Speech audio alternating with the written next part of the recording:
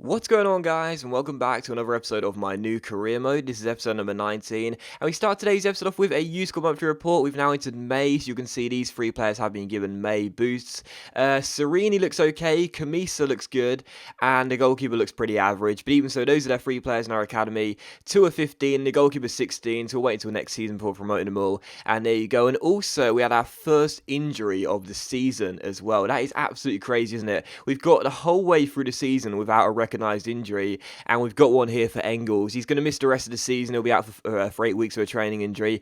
That's a bit of a shame. I don't think it's going to matter too much as he is a backup centre-back, and Janssen is only 2 ratings lower in our reserves. But even so, still not nice to see an injury. But yeah, to be honest, it's our first injury of the entire series. How crazy is that? I know I never have too many injury-plagued seasons, but that's crazy to have our first injury of the series. We got through almost the entire season, but yeah, Engels will be out for the rest of the season. And there you go. And also here is the squad report as we've now entered May as well. You can see how the players are currently getting on here at this Torino side as they're about to end the season. Looking pretty decent, some nice healthy attribute changes for a few of those players there as well. And also they look at the league table as well. As you can see, Juventus top of the table again. We are in second place with just 5 games to go. Fiorentina not technically out of the title race with 5 games to go, but let's be honest here, we all know it's going to be either Juventus or Torino. So we slipped down to second. We of course took the lead in the title race in the last episode after that big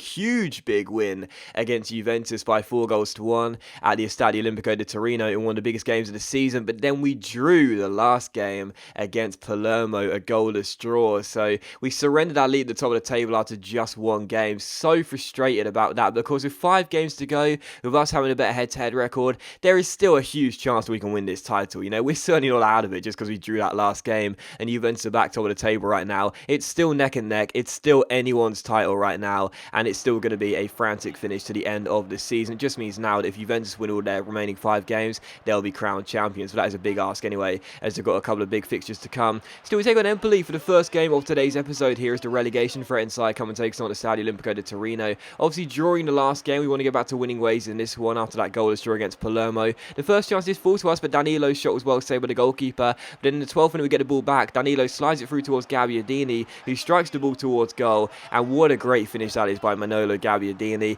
He's had a very good debut year for Torino, playing in the attacking midfield slot.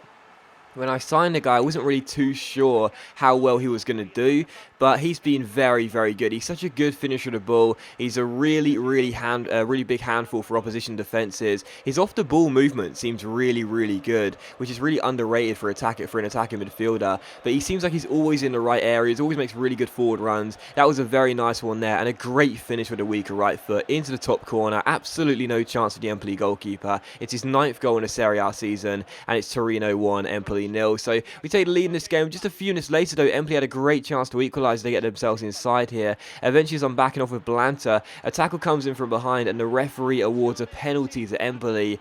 And I was like, well, that's a difficult one to call, because Baselli wasn't happy about it. And as you can see, he did lunge in from behind, so you can see why it's a penalty. But as you also see, he does actually win the ball here and poke it away, and then the man goes down. And is that a penalty?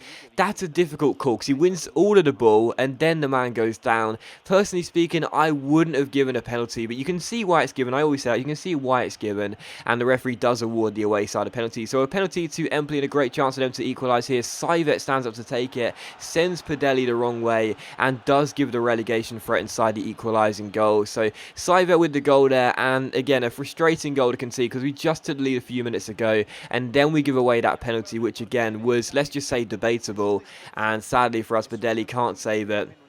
And Saivet does equalise for Empoli, the relegation threatened side. So disappointed there to throw away our lead just a few minutes after taking it. So it's 1-1. Just before half-time with the score still level, we had a great chance to retake the lead. Baselli swings in the corner. Maximovic goes to the header. It's not fully dealt with, and Martinez's header goes onto the roof of the net and behind for a goal kick. So still 1-1 going into the break. But the final chance at half would fall here. Martinez with the roulette plays it through towards Florenzi down the left-hand side. Takes it around Larini. Beats the number 2, a quick little drag back. Keeps on going. Then a quick little stop. stops, turns, crosses the ball in, looks at Poloski, wins the header, and it goes just wide of the post and behind for a goal kick. So almost scoring with a final touch of the half, but it was still 1-1 going into the break. In the 52nd minute, a great chance for Empoli to take a surprise lead in this game as Martinelli volleys this ball just wide of the post as he almost gave Empoli a shock lead. So still 1-1, but in the 89th minute, it was still level, and I just couldn't break down Empoli. As you can see by the radar, they were playing on Park the Bus. I just couldn't get past them, couldn't break down the defence. One of the final chances fell here, and Florenzi's scissor kick half volley was well saved by the goalkeeper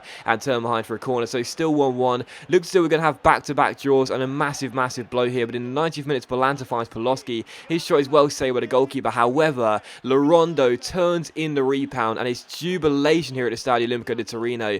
The stadium is rocking. We scored the winning goal. However, the linesman has his flag up, and in stoppage time, he disallows and waves off Lorondo's goal.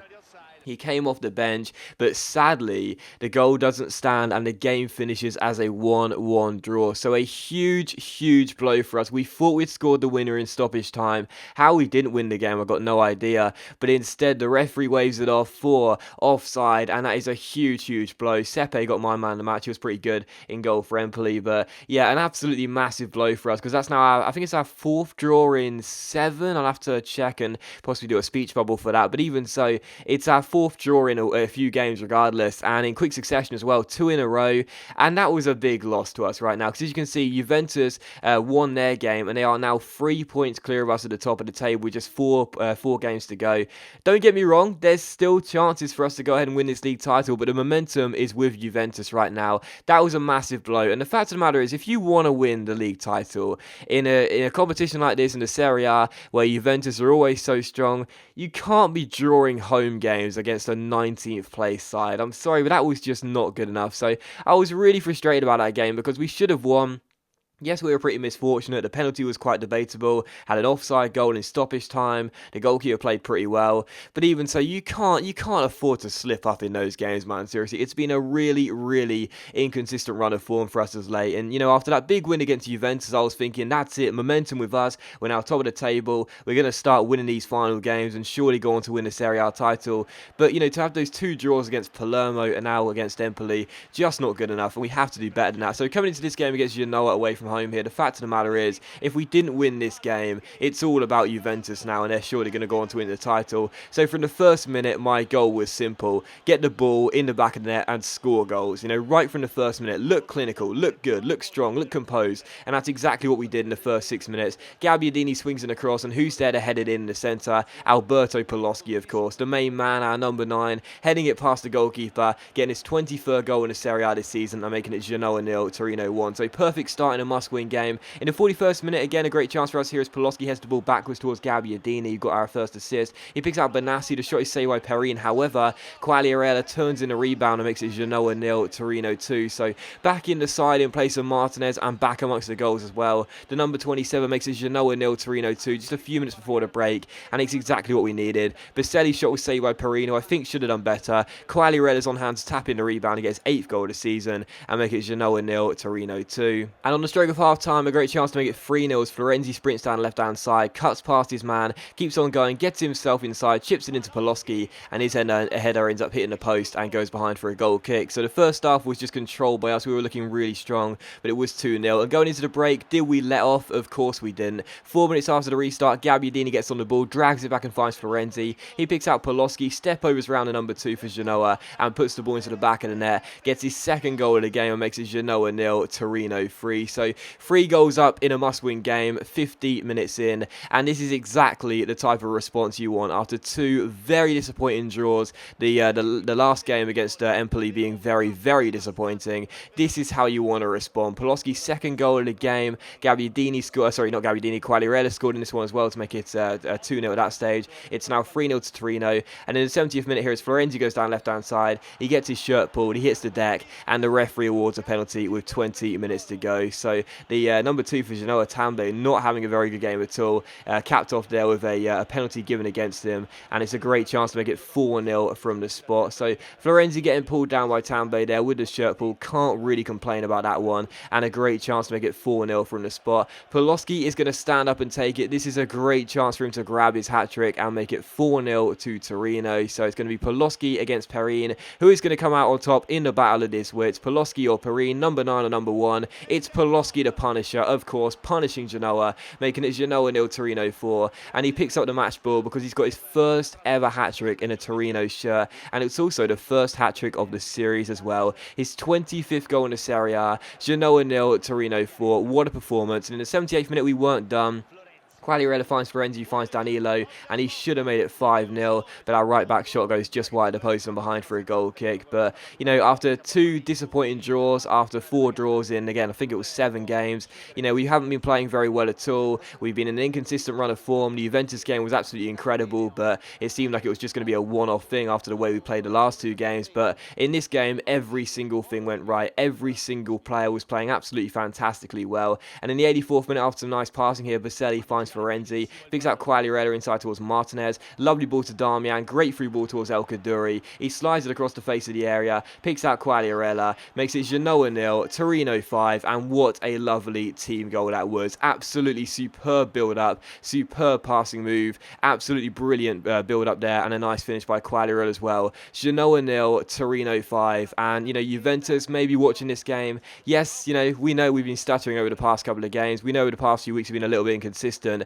but on the basis of this performance, don't write us off. I know Juventus have a 3-point lead on us right now in the top of the table, with just a few games to go, but don't write us off. We're still in this title race. We're going to push Juventus every single step of the way, and the old lady needs to cover herself up because we are coming for her, and we want to get their title. So, great win, fantastic performance, a 5-0 victory, and a much deserved one as well, and a much needed one as well after those 2 disappointing draws. But that does end the episode, guys, so as always, a big thank you for watching the video. Really hope you have enjoyed it. If you enjoyed the episode, then please do leave a like, and I will see you for the next episode of my new career mode very soon.